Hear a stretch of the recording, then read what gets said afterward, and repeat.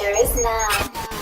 And welcome to the Svk Crypto Podcast. 15 minutes of crypto value. My name's Charles Story. I'll be your host for the next 15 minutes. We're coming live from the City of London, so let's get down to business. Today, it's Tuesday, the 24th of October. We currently have Bitcoin trading at $5,669.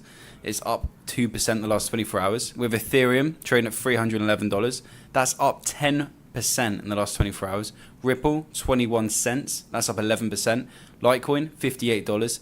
And that's up 9%. And Dash, that's up $300. And that's up 11%. In the last 24 hours. Sorry, it's trading at $300. Apologies for confusion. Anyway, big thanks to everyone who followed us after yesterday's podcast. Please leave a review if you like the podcast on iTunes, Podbean, SoundCloud, and also YouTube. That's the mediums we're up at the minute. Please leave a review if you've liked the content, and please feel free to share with your friends. The more people we have listening, the better it is. Anyway, let's get on to the next part of the show. Crypto News Flash. 5 crypto news stories from around the world. The first story today is in regards to mining. So basically back in 2010, 2011, 2012, 2013, people used to mine Bitcoin and other cryptocurrencies with the ease of any normal computer. So they used to use the GPUs. Basically this changed, and now to mine Bitcoin you need to be completely set up in a commercial sense. But that's going to be changing. So Bitcoin Gold initiates a hard fork split to create new cryptocurrency. A new cryptocurrency has been created for a hard fork of the Bitcoin blockchain. Completing a process that began in July, the Bitcoin Gold technical team has taken what it calls a snapshot of the Bitcoin blockchain, so it could be recreated, reconfigured with new rules, ultimately creating Bitcoin Gold at block 491,407 of the original blockchain. As of now, the process is underway by which the new Bitcoin cryptocurrency will be completed and released to existing Bitcoin users, as profiled in our explainer. The project aims to tackle the perceived problems that miners, as a group, have too much influence over the direction of the Bitcoin network. To lessen their control, Bitcoin Gold replaces Bitcoin's current mining algorithm with one that cheaper graphics processing units, GPUs, are able to mine. So that's any computer you may have, which is fantastic, and it opens mining back up to everyone. The idea stems from the competitive nature of Bitcoin's mining, which now relies solely on expensive application-specific integrated circuits, ASICs. In part because of this, mining has centralized into the hands of large mining companies, which Bitcoin Gold supporters feel works against Bitcoin's key value proposition, decentralization. That's a great point, and I do agree with that. Still, while the hard fork has initiated, that doesn't mean users can yet claim their funds. Until they can, Bitcoin Gold developers will operate the new blockchain in isolation, with the first round of block rewards being set aside for the allocation and development team. According to group representatives, the new cryptocurrency network is aiming to open to the public by November 1st. That's fantastic. And also the great thing about that is, let's say if you own, for example, 50 Bitcoins, you're now going to receive 50 Bitcoin Golds. So the current price, and I've seen some stuff on Twitter, and you can't quote me on this because I'm not sure of how legit it is, but I've seen prices kind of come in at 423 for Bitcoin Gold. So let's say you've got 50 Bitcoins, now you've got 50 Bitcoin Golds. That's going to be valued at $21,150. And that's from doing nothing. That's just from holding Bitcoin, which is great. And we saw a massive rally last Friday. I remember speaking about it, where we saw Bitcoin go from around 5,700, 5,800, 5,900, cracking that $6,000 barrier and going up to around 6,200, then coming back down now. It's around 5,700 at the minute. So that's very interesting. That could be one of the catalysts behind that on Friday. But what's very interesting is see what happens to Bitcoin Gold, because last time we saw Bitcoin Cash come out, that came out around $500, went up to 1,900 because it was cheaper to mine, and then it's just slowly coming down. I think today it passed or went below its issue price, which is not good. So will Bitcoin Gold have the same trajectory? I'm not sure. So is it worth holding? Good question to ask. We'll have to do some research there and get back to you guys on that one. Very interesting one. It's regarding wallets, so cold storage. And I personally believe that there'll be a huge expansion in the cold storage arena, because at the minute you only have two competitors. You've got my Trezor, which is something that I personally use, and at SVK Crypto we use that. And you also have the Ledger X, which is pretty much the same kind of thing. It's a little bit more minute. I think it's open to a few more currencies such as Monero. I don't believe the Trezor holds that yet. So there's a few things that they're doing competing with each other, but the more competition, the better it is for the end user. So that's great. So let's get into this. So Intel partners with Ledger to integrate Bitcoin's wallet software and SGX tech. Cryptocurrency hardware startup Ledger has announced a new partnership with tech giant Intel. The tie-up sees Ledger integrating its operating system, Bolos, B-O-L-O-S, into Intel's software guard extension SGX, secure storage product line, in a bid to provide new avenues for storing cryptocurrency holdings. The announcement follows a similar deal between Ledger and Gelmato, which revealed a partnership earlier this month that was also focused on secure storage. The concept centers around the idea of creating a so-called enclave within which private keys are stored on the transactions that both are generated and signed.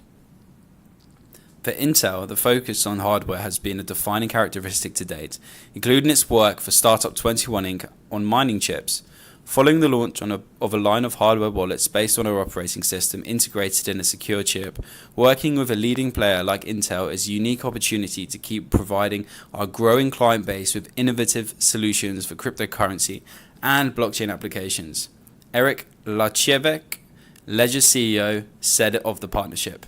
Wallets set to utilize the Intel/Ledger solution include provider services Electrum and MyEther wallet, according to a release, which is absolutely huge because everyone uses MyEther wallet. If you want to get into an ICO, you normally get a lot of people who are getting into the space and they have an account with the likes of Coinbase, and they find out that Coinbase does not support ICOs. So what they have to do is open a wallet of MyEther wallet. I don't know if you guys have been there, but you've got your option to use the Trezor, the Ledger. There's a few other options you've got, but you also can create a paper wallet, which is super easy to do, and you have your wallet on a pen and paper. So you've got your unique ID, you've got your passwords, so on and so forth, and that's very popular, and they recommend it on most ICOs that I've seen.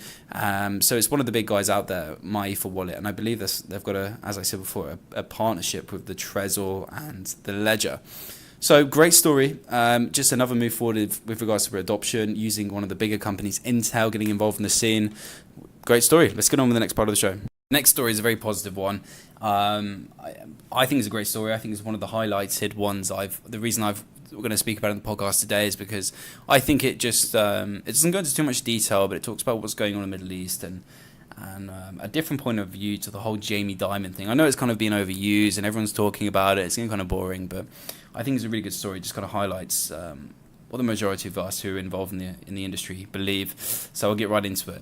JP Morgan head Jamie Dimon should learn about Bitcoin, says Wamda's Capital CEO. A bit about them. They're the biggest holder of cryptocurrency in the Middle East. And let's get into the story. So tech investment company Wamda's Capital CEO Fadi Gahandor has suggested JP Morgan Chase's head Jamie Dimon should learn more about Bitcoin and other digital currencies before making negative statements against them. Dimon earlier said the currencies are just a novelty and are worth nothing, and those who invested in them are stupid. According to Gahandor, Dimon should realize that the cryptocurrencies and blockchain technology are here to stay. He added that the conventional financial sector could gain a lot from the new era of financial technology, fintech. It's here to stay. Jamie Dimon needs to recognize that before he talks about it from a fraudulent point of view. Talk to them, understand them, find a way to regulate them. Let's not make a big statement about something we don't understand. Be humble, calm down to earth and learn. Performance of Bitcoin. Gahandor, whose company manages the largest cryptocurrency wallet in the Middle East, delivered a speech about digital currencies at the World Bank in mid-October 2017 to show how the technology is being embraced worldwide. I think that's great. You know, this guy from the Middle East, Fahdi Gahandor, I don't know if I pronounced your name, you have to forgive me there, but he's promoting the positivity of this. And he's also talking, as he was talking at the World Bank. He talks at other places as well. I've seen him talking in London. He goes just around the world. But what's beautiful about this, he's not promoting his company. Obviously, he's a representative of the company, but he's promoting the scene. He's promoting the space. So when he goes around the world and the company pay for it, that's fantastic. But he's probably not selling his service. What he's normally doing is he's selling the industry itself. And you find this is very common with a lot of the guys who are promoting this. 9 times out of 10, they're not promoting what they do. They're promoting the industry itself, which is really interesting actually if you think about it, because no other industry is like that. The film industry, I guess, is a little bit similar. You have a lot of guys just promoting the industry itself. But to be honest, that the film industry is such a point whereby you don't really need to promote it, right? People are just axing their own films away and so on and so forth. But you get a lot of people who are very passionate about the crypto scene, and they do crazy things. They've done a lot of work for, no pay, because they believe in the technology so much, whereby they see the greater value in this, which is just fantastic. It's actually a very special thing to be part of. Anyway, let's move on to the next part of the show. Top Twitter tweet of the day. All right, let's get into this. So the first tweet today, one of my favorite dudes on Twitter, Max Kaiser. You can go follow him at Max Kaiser. His tweet is as follows: the Bitcoin protocol has amassed enough network intelligence to triumph over any individual or group trying to defeat or compete with it. I love that. That's great. Max Kaiser, as we spoke about yesterday, has a price target for Bitcoin of $100,000 per Bitcoin.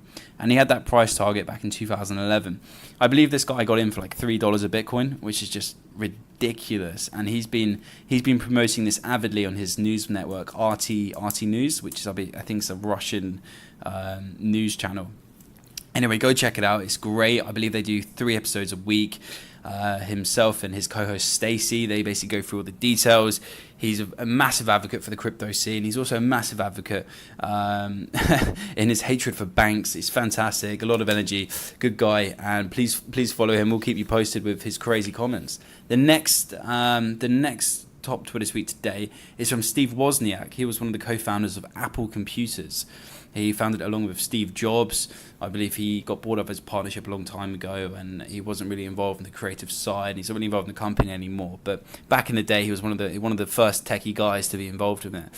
And he said that Bitcoin is better than gold and the US dollar. I love that. Someone who's worked at Apple from the core. So one of the first dudes ever to work at Apple. He was one of the co-founders. He's created this huge company, and he now sees Bitcoin better than gold and the US dollar. I mean, if that doesn't say it for you, I mean, you should really start rethinking your whole strategy there. Stephen Wozniak, please go check him out. Let's get on with the next part of the show. SVK's current global crypto view. All right, so one of the ICOs we're looking at today is the Ripio Credit Network, and their token symbol's RCN. A little bit about them. Ripio's main objective is to offer digital payment alternatives within everyone's reach in Latin America, a region where 65% remain unbanked. The Ripio Credit Network is a protocol that aims to bring enhanced transparency and reliability in credit and lending. The protocol enables peer-to-peer lending, regardless of where the lender and borrower is located and which currency is used.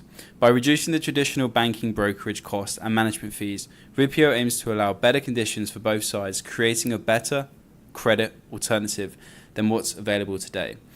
So as I said, the token symbol is RCN. The hard cap is 127,500, which is a huge amount. And at the top of my head, I'm just trying to work that out for you guys. So 127,500 Ether. At the current rate, it'd probably be around 39 million, 38 million, around that mark. So that's fairly cool. The public crowd sale ICO contributes its own 51% of token supply. Okay, so their 51% of the company is going to be ICO'd. Fantastic. We have 106,250 Ether sold in pre-sale, 21,250 Ether available for public crowd sale. Okay, perfect. So we've gone through what's going on there. We've got the conversion rate. So 1 Ethereum equals 4,000 RCN. So let's say that Ethereum is trading currently at $311. You're looking at around 7 cents per token, around that mark, which is great. That's it's a fair place to be. We like a cheap token. That's fantastic. So I mean these guys are also based on the Ethereum blockchain. We currently are not seeing any bonus structure whatsoever. We have a pre-sale. The pre-sale is over. The crowd sale date opens today, the 24th of October. We're supposed to be finishing this up in a month, so you have till 24th of November to get involved. If you guys have any questions, anything like that, please feel free to reach out. You can follow us at Twitter at SVK_crypto, or you can give myself a personal email, CSTORRY@svkcrypto.com. If you have any questions, guys, please feel free to reach out. As I said before earlier in the show, please feel free to like, comment, and share the podcast with anyone you may know who's interested in the crypto space. Please feel free to reach out to myself if you have any questions, as per usual, or if you'd like to maybe be a guest speaker on the show, we'd be more than happy to host you. Other than that, I've got to bounce. Have a good one. You've been listening to an SVK Crypto Podcast original. Follow us on Twitter at SVK_crypto. Email us on cstory@svkcrypto.com. Leave us a message on our website, www.svkcrypto.com.